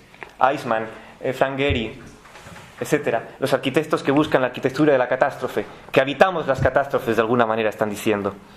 Y que el arte tiene que tener siempre una función social, no reivindicativa, no ponerse banderas, porque entonces estamos al servicio de los poderes casi siempre, sino simplemente dar cuenta del mundo que vivimos y no despojarse de la función social. Si rastreamos los orígenes del arte en el hombre primitivo, el arte nace de la mano de los chamanes, de los ritos, de las danzas de cortejo, de las danzas de amor, de las danzas rituales. Es decir, nace en torno al estar en comunidad con nosotros y en torno a la magia del ritual, del chamán, etc. Y todo eso pervive. La magia es el pensamiento mítico, es el estar entre máscaras continuo del arte y la función social, el estar en comunidad. Todo eso tiene que pervivir. Mientras el arte sea arte, tiene que ser comunitario y tiene que poner en crisis siempre al hombre. El arte tiene que dar cuenta del mundo que vivimos y, pese a todo, someter siempre a forma artística los enigmas del hombre, que son eternos, las cuestiones universales. Lo que permanece lo fundan los poetas, dice Hölderlin. La Antígona, de nuevo, Sófocles. No hay argumento más anacrónico, el de Antígona. El hermano de Antígona que ha traicionado a la ciudad por combatir en el ejército enemigo y que no merece ser sepultado, que merece que las aves carroñeras lo devoren. Pero viene Antígona y frente a las leyes de los hombres, que no son leyes, porque son, pues lo mismo que ahora las leyes no son leyes porque son el imperio de los mercados, entonces son leyes que son la voluntad de los poderes fácticos, de los reyes, etc. Y no son leyes de los hombres. Frente a ello están las leyes de los dioses, que son las leyes de lo que es razonable y justo, que son las leyes que comparecen en el acuerdo común de los hombres en el diálogo que ellos son. Y esas leyes le dicen a Antígona que aunque le cueste la muerte, hay que sepultar al hermano. No hay argumento más anacrónico, eso hoy en día no tiene sentido. Y sin embargo, en esa obra se le ha dado forma artística, se ha sometido a forma artística lo esencial del hombre. Si falta el arte, no es que desaparezca la belleza, no es que desaparezca el arte, es que desaparece el hombre. Y con él se cae la verdad, la belleza y la justicia. Dicho esto, termino ya. La relación entre el arte y la filosofía. ¿Es posible una poesía filosófica, una música filosófica? Yo creo que hay que preservar esa separación. La poesía, el arte en general, es un nominar esencial, un dar palabras a las cosas, un poner nombres a las cosas. La poesía es palabra de la esencia, de lo esencial de las cosas. Es un hacer ver, de algún modo, lo que no se puede decir. Es un enunciar. Incluso cuando faltan las palabras, un mostrar, un aludir a la interioridad, como la pintura abstracta, como el arte. Que la poesía, y esto es lo que yo busco en la poesía, no tiene que ser un desangrarse en cada momento, un captar en cada momento una trascendencia. No, la poesía tiene que transcurrir como un viaje, y toda la música, y en ese viaje crear una sensación de alusión, para que cuando termine decir, he visto, no sé qué, pero he visto. Crear mediante la alusión, la evocación, mediante lo velado, las máscaras, etc., esa sensación de creer haber visto. Que el arte es una inmersión, un sumergirse, un adentrarse, un profundizar, un enraizarse en lo esencial del hombre. Y sin embargo, la filosofía es otra cosa. La filosofía es un preguntar, y un preguntar por el ser, y el ser es algo del hombre. La filosofía no es un dar nombres a las cosas, es otra cosa, es algo más. Es un predicar, un poner en relación las palabras, un conjugar, un predicar. La filosofía no es un nominar ni es un mostrar. La filosofía no es una cosa práctica. La filosofía es la teoría. Es más, la filosofía es la única teoría. Es la teoría por excelencia. La filosofía es una pregunta eternamente planteada sobre el ser que necesariamente fracasa, porque su objeto, el ser, no es una cosa y por tanto no puede ser dicho. Pero sin embargo, en este desplegarse, en este continuo plantearse, comparece lo que la propia filosofía busca. La filosofía como una eterna pregunta que fracasa y sin embargo se problematiza una y otra vez. El diálogo de Platón, decíamos, que fracasa en dar las respuestas, pero sin embargo tiene un sentido en su propio transcurrir y en su propio fracasar. Y que la filosofía es una detención, es una distancia, un distanciarse, un estar desde afuera.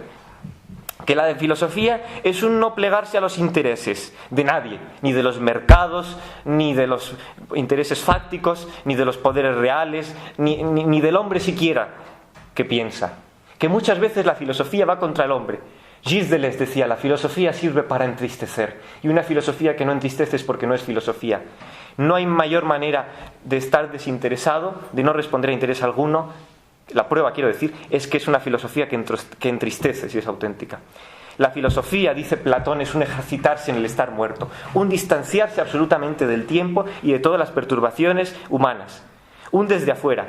Eso que dice Sócrates cuando para hacer filosofía se va extramuros, acude afuera de la polis. Eso que dice Sócrates en la Apología, ese texto de Platón, que básicamente es una explicación de qué es filosofía, como por otra parte cualquier otro texto de filosofía, y en el que Sócrates dice, me condenáis a muerte porque soy filósofo, pero me condenáis a muerte porque no tenemos tiempo para que yo me explique. Y Sócrates habla y se explica, y según la clepsidra hasta le sobran 15 minutos o algo así. Y él no para de insistir en, es que no tenemos tiempo. Por falta de tiempo me vais a justiciar, atenienses. Ese por falta de tiempo no es que le den minutos de más o de menos, es que estaban inmersos en el tiempo. Es que Sócrates no podía hacer una defensa de la filosofía mientras vivieran presos del tiempo, de los intereses humanos, mientras vivieran en el juicio, presos de todo. Que la filosofía es un ejercitarse en el estar muerto y que esa es la máxima distancia, que es un desde afueras, que en el Sofista, uno de los diálogos más profundos de Platón, la filosofía no la trae ni Sócrates. El portavoz de la filosofía y de la verdad es el extranjero, el que viene de fuera, que viene de Lea, que viene de fuera y llega a Atenas. Y sin embargo el arte es lo contrario. El arte es un sumergirse, un adentrarse, un estar completamente dentro, desde dentro del hombre incluso. Un arte como mostrar, un arte que no es teoría, sino que es todo lo contrario, que no es nunca teoría, que es algo práctico, que es casi, si se quiere, detención de la praxis, que es la acción detenida, la imitación de la praxis, y el arte es mimético. El arte donde comparece lo general, la idea, la regla de la acción, la verdad o la norma de la acción, y la norma o la regla que es aquello por la que las cosas buenas son buenas, o las cosas bellas son bellas. No buscamos cosas, buscamos reglas, buscamos lo universal que permanece y que está sujeto en forma artística a la obra de arte. El arte es un ejercitarse en el estar vivo, en el estar profundamente vivo. Es un desde dentro, desde el cuerpo absolutamente. Es algo mítico y velado, desde máscaras. Heidegger dice, el arte es un poner en obra la verdad, y la verdad es el desocultamiento del ser. Eso que dice el primer Nietzsche, el del origen de la tragedia, cuando dice que el arte es el órgano de la filosofía, un instrumento de la filosofía, que en el arte hay un desciframiento del mundo, que el arte es una tarea metafísica, que el arte es una exploración, una indagación, una ruptura de los límites, una apertura, un repudiar certezas. Sócrates recurre al mito, a lo que cuentan los poetas, cuando su explicación se ha quedado sin palabras, cuando el diálogo ha fracasado. Ante lo que el arte muestra, la filosofía solo puede intensificar su pregunta. El arte es la tarea metafísica por excelencia, pero no es filosofía. Es un órgano de la filosofía. Lo que está aquí en juego es nuestro habitar en el mundo. Y eso implica dar cuenta del hombre y de su mundo. Del hombre y de su mundo, que es una cosa que está en el aire y que es donde está la Dios y la respiración. Bueno, dicho esto, si me lo concedéis, pues recito algunos poemas y podemos ir en paz. Para no prolongar mucho.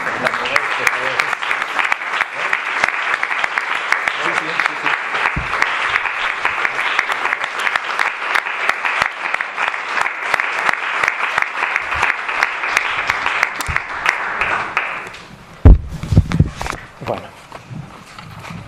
los dos primeros poemas del libro forman un capítulo, Duda, suave voy a morir, que es el eterno tema, ¿no? El suave voy a morir es una manera de morir condescendiente, una aceptación jubilosa, una cosa de los estoicos, de Séneca, etc. Y la duda es eso que surge. Pero bueno, no son necesariamente incompatibles. El primer poema se llama Palabras con Caronte, y quien habla con Caronte es necesariamente alguien que ha muerto. Incluso alguien que ha muerto está arrastrado de duda. El último verso dice: somos infinitos si lo es el mar. Ese si lo es el mar es un condicional. Simplemente una anécdota. Este poema es el primer poema que yo escribí en toda mi vida.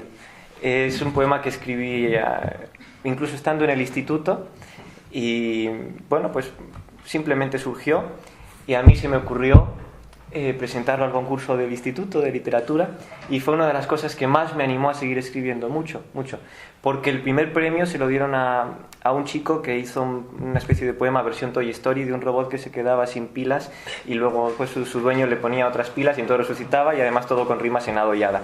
El segundo poema se lo dieron a una chica que cogió una rima de Becker, cambió todas las concordancias por el femenino para que fuera una poetisa la que hablaba, y luego añadió un último verso. Y el tercer premio, como no podía ser de otra manera, quedó desierto. Entonces, esto no puede sino incentivar el que escribamos más y más. Eso que yo digo que hay que ser absolutamente incondescendientes a todos los niveles, incondescendientes. Que no es la literatura que gusta, etcétera, pues escribimos más. Siempre a contracorriente y siempre vivir a pesar de. Porque dice uno de los poemas que la sabiduría no es haber visto las cosas, sino vivir a pesar de haberlas visto. Bien, Palabras con Caronte. Navegar es necesario, pero vivir no. Arenga de Pompeyo a sus marinos.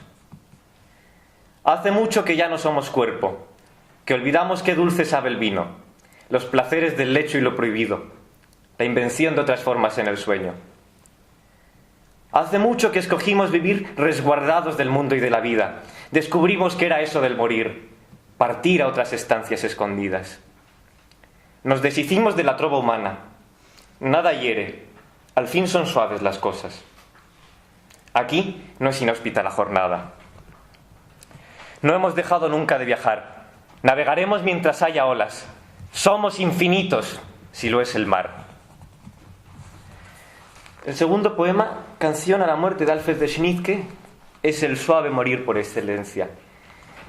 Puse de cita introductoria el epitafio de la tumba del compositor Alfred de Schnittke, que son 3 elementos, simplemente un pentagrama, es decir, una partitura, un silencio, es decir, no hay sonido, hay silencio, un calderón por encima, es decir, duración prolongada, ese silencio se prolonga indefinidamente, y 3 Fs, fortísimo, estrepitoso, es decir, una presencia que se prolonga, que permanece y que aun con todo es estridente, una presencia intensa y que no es más que silencio.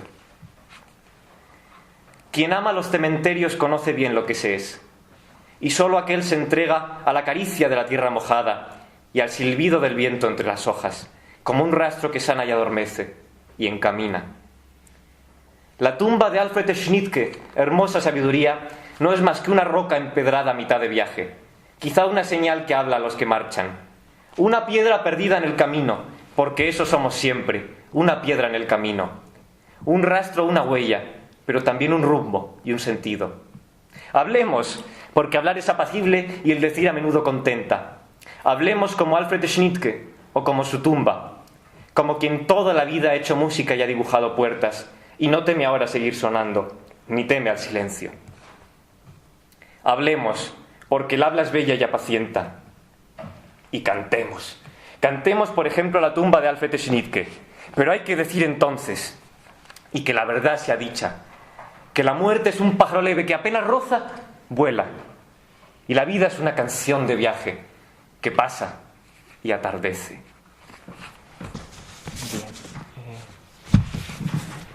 Bueno, voy a leer ahora un poema a Rusia que titulé Polifonía Libitum, porque es simplemente un tratar a hacer comparecer la esencia de Rusia como cultura con elementos muy distintos, y que surgió a raíz de la música de Rachmaninoff, que es una música, bueno, que yo siempre he amado mucho. En concreto, la tarantela de la segunda de las danzas sinfónicas, de la segunda suite, perdón, que tiene un pasaje muy hermoso. Es una obra para dos pianos. Uno de los pianos toca una melodía larga, larga, como la llanura rusa, como la tierra que se extiende, lejana e inúmera. Y una melodía verdaderamente muy bella.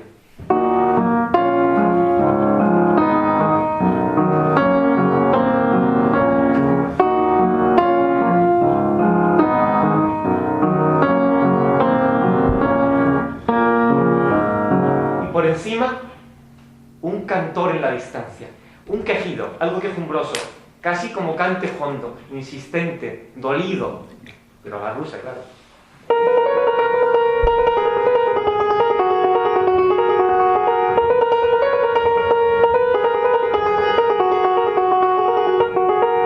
Y estas dos líneas por encima dieron luz al poema.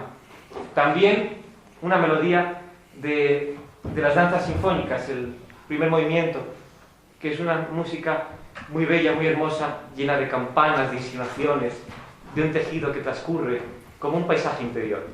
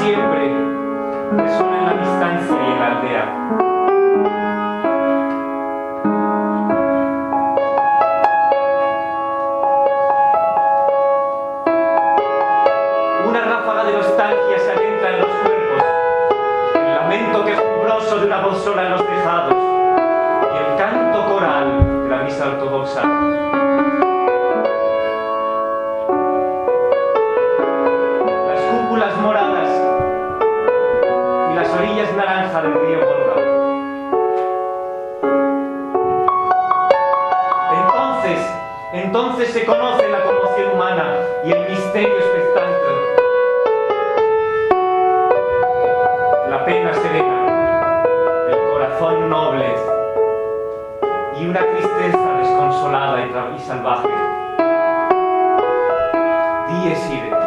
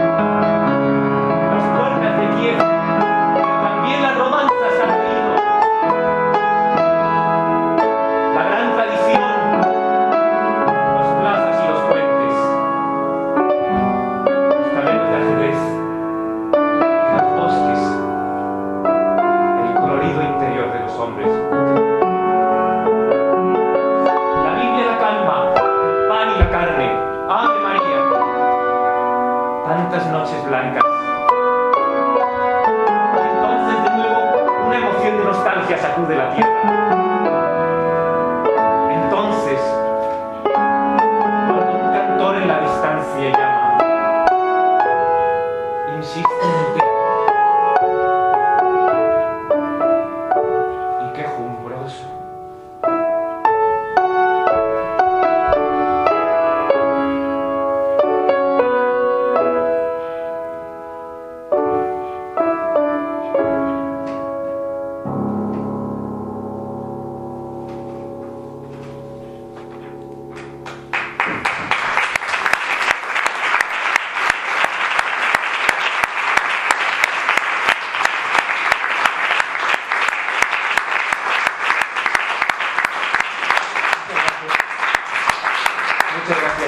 Ahora, como lo ha pedido Ernesto, y yo no lo traía preparado, pues la Murés de Rodolphe Verger con el poema En acuarela y en licor, vals del fin de siglo.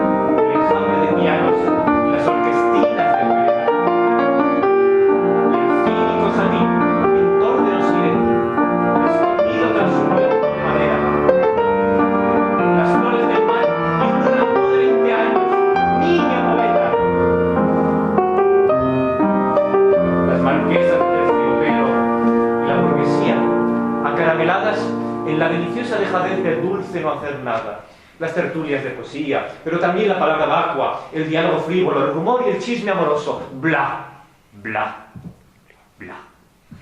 Rodolphe Verger, 1864 a 1916, el rey del vals, me ha contado todo esto en un sofá tapizado de rojo. Su música y sus bailes sonaban al fondo, el violín y el piano en una esquina del café, ensalzados en el ritmo anhelante del vals vienés. Deliciosa melodía, juguetona y triste. Sonidos y perfumes, la sonrisa bailona y la carcajada ternaria serpenteante. Gracieux et le jeu.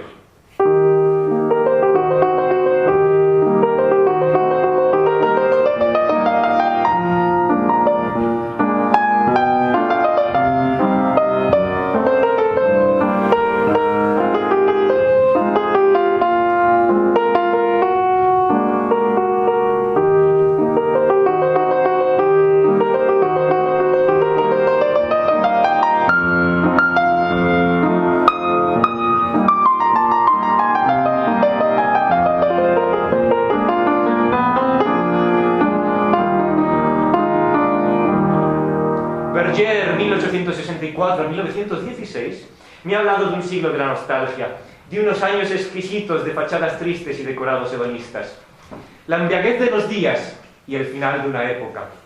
Verger me habló de unos años pasajeros, siempre pasajeros, de una época fugaz como las hojas secas, regocijada en su exilio afuera del tiempo, mientras las horas la iban deshaciendo.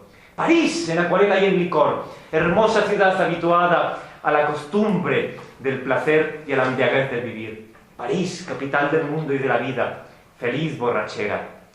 Todo esto me contó Rodolphe Verger en uno de sus valses de fin de siglo.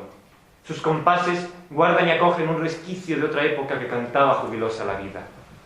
Y en la música, otro tiempo recobrado.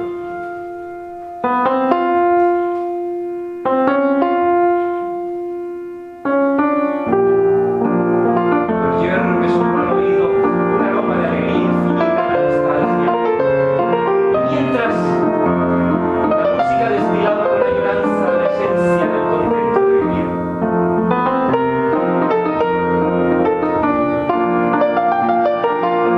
Y es que en aquellos días de 1890 y tantos, luego ya más tarde día Hemingway, en aquellos días de 1890 y tantos, París era una fiesta.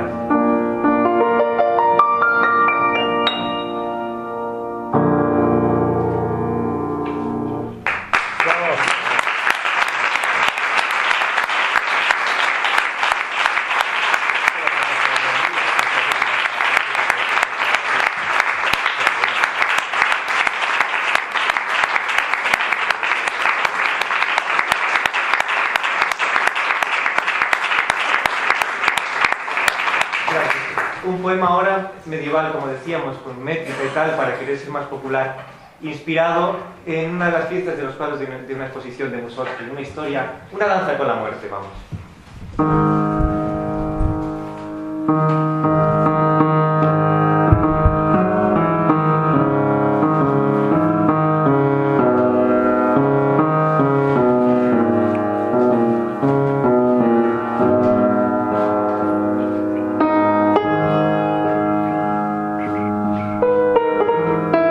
La muerte canta sus amores, rimando en voz de trovador.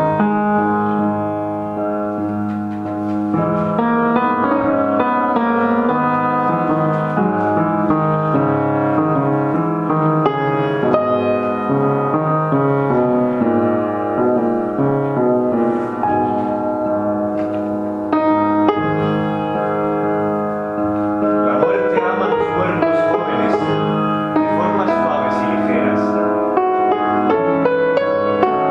También ella está herida por los licores del deseo y seduce a lindas muchachas con el canto del trovador.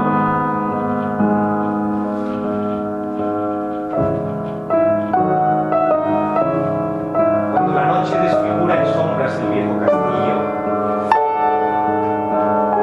y ya las gentes de la corte se refugian en sus alcobas, escondite de amor y sueño.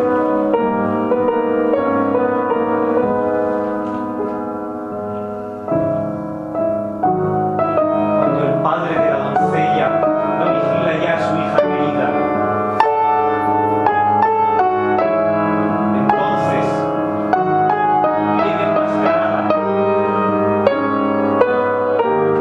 La muerte, amante, acude al balcón de la joven y tañendo el dulce laúd recita su queja de amor cortés.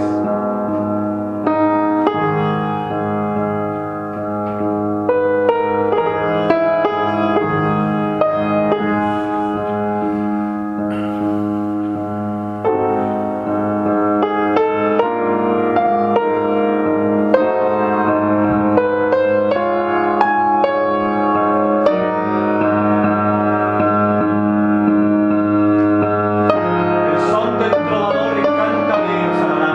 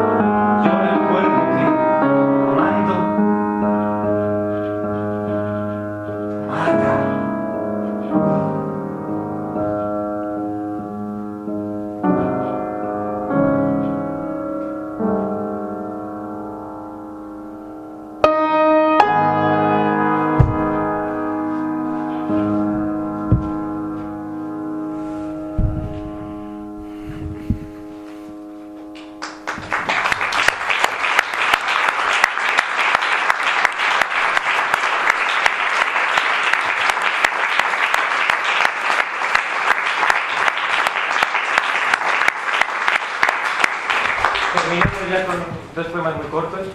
Uno, primero, que es sobre algo muy distinto, sobre la quietud, la calma, la reconciliación del hombre con su mundo y con su cielo. Las horas y la calma breve.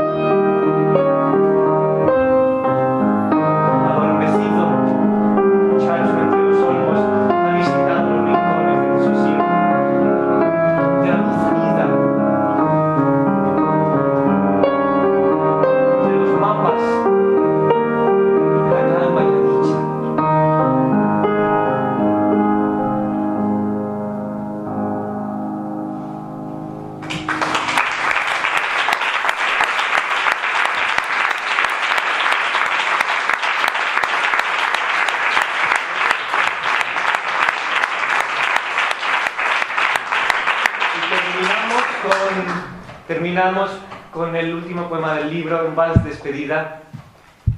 Voy a tocar un vals entre almendros y cerezos porque lo compuse inspirado por unas imágenes japonesas. Y la cita que precede al poema es de Kawabata, del escritor japonés. Y creo que es verdaderamente una frase muy bella. Si hay alguna frase bella en el libro, por desgracia es de Kawabata y no mía. No sabemos a dónde, pero nos retiramos con calma. Esto lo dice una pareja de ancianos antes de suicidarse. Por supuesto no, con toda la tranquilidad, la serenidad del mundo, pero la esencia es esa, nunca suicidarse, porque todo el poemario trata de que la vida merece la pena de ser vivida porque es bella y porque es trágica, pero que aun con todo, cuando toque, no sabemos a dónde, pero nos retiramos con calma. Duda, no sabemos a dónde, y calma, suave bien morir. Y por supuesto, un río de por medio que navegamos, porque eso es necesario y vivir no.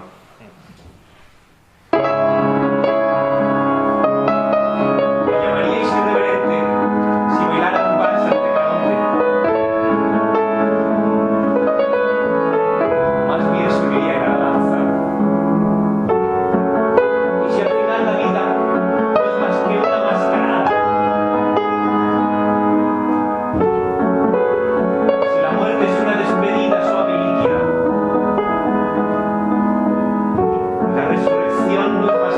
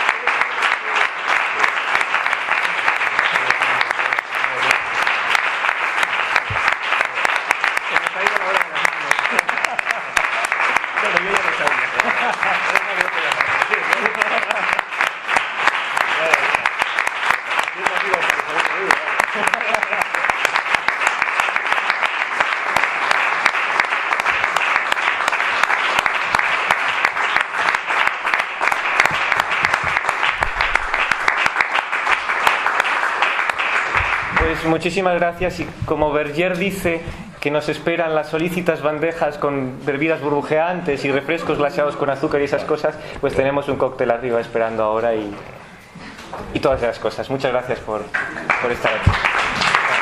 Ay, muchísimas gracias.